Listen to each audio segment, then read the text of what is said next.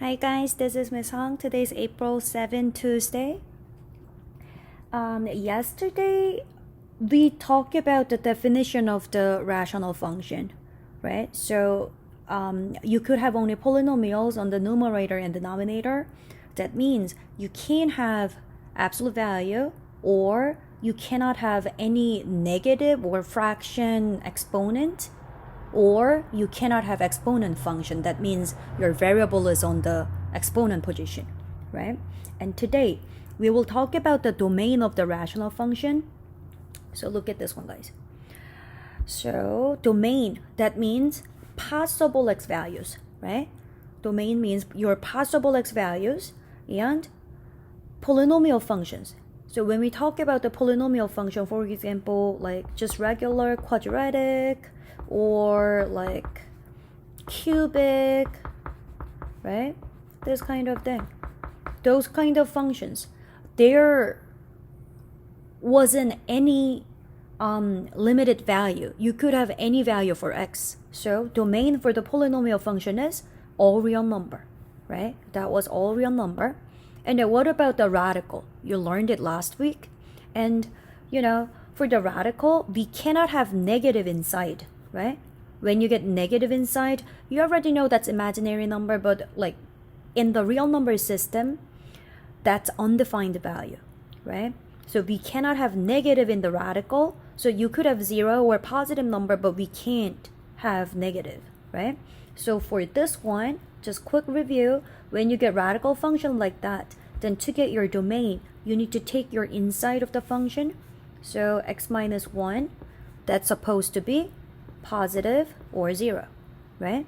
And then when you solve this inequality, you will get x is greater than or equal to 1. So your possible x values, in other words, domain, that is x is greater than or equal to 1.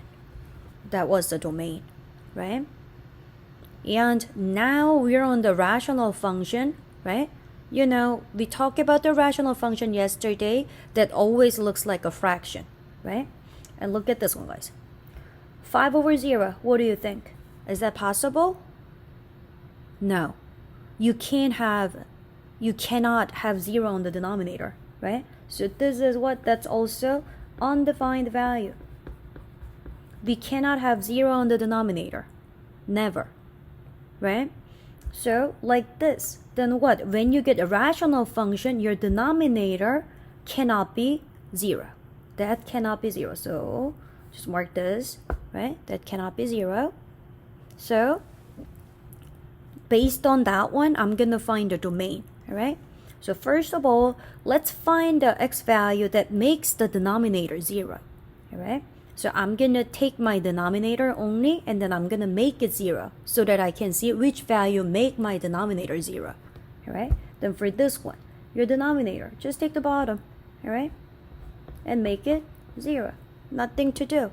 So when x is 0, your denominator will be 0. Think when you put it back, then what do you get? You get 1 over 0, which is undefined.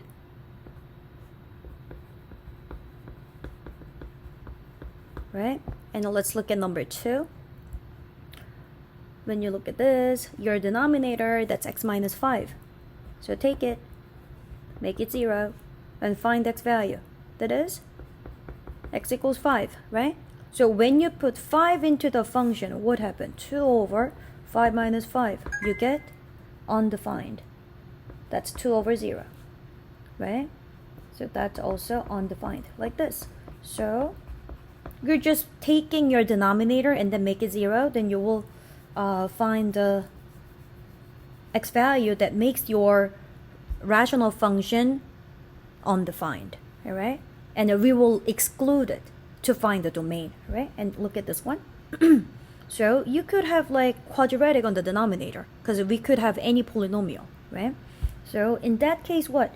Your x minus 1, x plus 11, that is 0, right? So you need to solve this quadratic. So we just solve it like this. X minus 1 equals 0, x plus 11 equals 0, right? Then look from here, we get x equals 1, x equals negative 11, like that.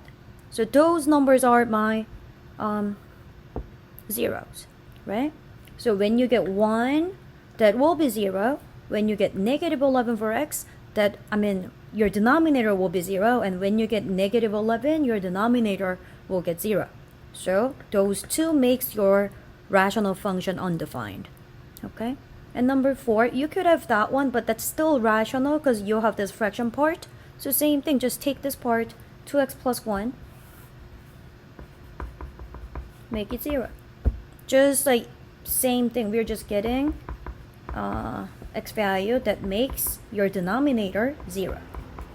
So this case, when x is negative 1 over 2, your denominator of the function will be 0. Alright? So we talk about like how to find the zeros, right? And then look at this, guys. So this is like, finally, I want to do this one. I want to do this. This is what? Identify domain of the following rational function. We cannot have 0 on the denominator, right? So I'm going to use this. Do you see it? I'm going to use this. Some of them are similar. Some of them are like different. 1 and 2 are the similar, right? So look at 1 and 2. We already got the zeros, right? The number that makes my denominator 0. So what? We need to exclude it. You can't have that, right? So for this, my domain will be what? X is not equal to 0. Alright? Because we are looking for the possible x values. 0 is what? That make your denominator impossible, right? Because when you get 0, your denominator will be 0. So whenever you get rational function to find the domain, what do? Take your denominator, make it 0. When you write it, you make it x is not 0. Alright? So look at this one. So from here, your x value that makes your denominator 0, that was 5, right? That was 5. So what? We cannot have 5. So you just put this. That's it. Okay? And look at this one, guys. When you look at number 3, that's a little bit different. That's a little bit different, right? Do you see x minus 1 and x minus 1? So you can cancel that, right? But when we talk about the domain, don't worry about the simplifying, all right? So whenever you get anything on your denominator, we need to exclude it. We can't have that value. So from here, right, x is 1. From that one, x is negative 11, right? You can't have them both. You can't have them. So my domain will be x is not, x is not equal to 1 or x is not equal to negative 11. We can't have those two values. We can't have that. All right? So you could have 3 zeros, then you just make what? Make those numbers like not equal to. Okay? Then you get the domain. So that means like all real number other than this number. All real number but not 5. All right? And when you look at number 4, look, your denominator. Is that factor form? It is not. Then you need to factor that. So this one, you can just take it and you could solve it. Make it 0 and you could solve it. So like 2x squared equals 8. You divide it by 2. Then you get 4. Take the square root. Then you get positive negative square root of 4, which is positive negative 2, right? So you can write it x cannot be 2 or x cannot be negative 2. Like this. Okay? So you're looking for domain like this. That's it, guys. That's all for today. Alright? So I'm gonna write this step here. Take denominator, right? Make it 0.